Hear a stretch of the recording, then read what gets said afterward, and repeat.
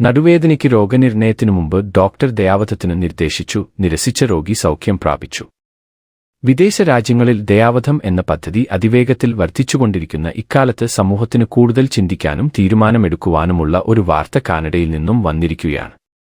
Miriam Lancaster എന്ന 83-കാരിക്ക് സംഭവിച്ച ഒരു മോശം അനുഭവം ജീവിതത്തെ തന്നെ തിരിച്ചുകിട്ടിയ ഒരു സംഭവത്തിന്റെ കഥയാണ് വൈറലായത്. ഒരു വർഷം മുമ്പ് മിറിയം നടുവേദനയ്ക്ക് വൈദ്യസഹായത്തിനായി ഒരു ആശുപത്രിയിൽ അഭയം തേടി. മിറിയത്തെ പരിശോധിക്കുന്നതിനോ അവളുടെ അവസ്ഥ നിർണയിക്കുന്നതിനോ മുമ്പ് ആശുപത്രി ജീവനക്കാർ ഉടൻ തന്നെ ആത്മഹത്യ ചെയ്യാൻ സഹായിക്കാമെന്ന് വാഗ്ദാനം ചെയ്തു. ഒരു വനിതാ ഡോക്ടർ എന്നെ സമീപിച്ചു. അവരുടെ വായിൽ നിന്നും ആദ്യം പുറത്തുവന്ന വാക്കുകൾ, ഞങ്ങൾ നിങ്ങൾക്ക് മെഡിക്കൽ അസിസ്റ്റൻസ് ഇൻ ഡൈയിങ് വാഗ്ദാനം ചെയ്യാൻ ആഗ്രഹിക്കുന്നു എന്നായിരുന്നു. മിറിയം പറയുന്നു, ശക്തമായ വേദന ഉണ്ടായിട്ടും ഡോക്ടറുടെ നിർദ്ദേശം എതിർക്കാൻ മിറിയത്തിന് സാധിച്ചു. അവർ ചികിത്സയ്ക്കു തയ്യാറായി. അങ്ങനെ സുഖം പ്രാപിച്ചു ആശുപത്രി വിട്ടു ക്യൂബയിലേക്ക് പോയി.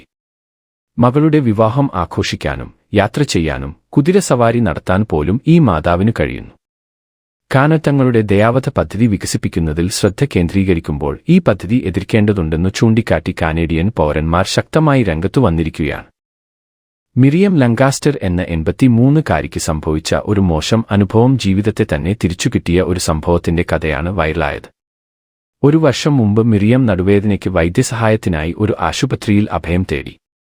മിറിയത്തെ പരിശോധിക്കുന്നതിനോ അവളുടെ അവസ്ഥ നിർണയിക്കുന്നതിനോ മുമ്പ് ആശുപത്രി ജീവനക്കാർ ഉടൻ തന്നെ ആത്മഹത്യ ചെയ്യാൻ സഹായിക്കാമെന്ന് വാഗ്ദാനം ചെയ്തു. ഒരു വനിതാ ഡോക്ടർ എന്നെ സമീപിച്ചു. അവരുടെ വായിൽ നിന്നും ആദ്യം പുറത്തുവന്ന വാക്കുകൾ, ഞങ്ങൾ നിങ്ങൾക്ക് മെഡിക്കൽ അസിസ്റ്റൻസ് ഇൻ ഡൈയിങ് വാഗ്ദാനം ചെയ്യാൻ ആഗ്രഹിക്കുന്നു എന്നായിരുന്നു.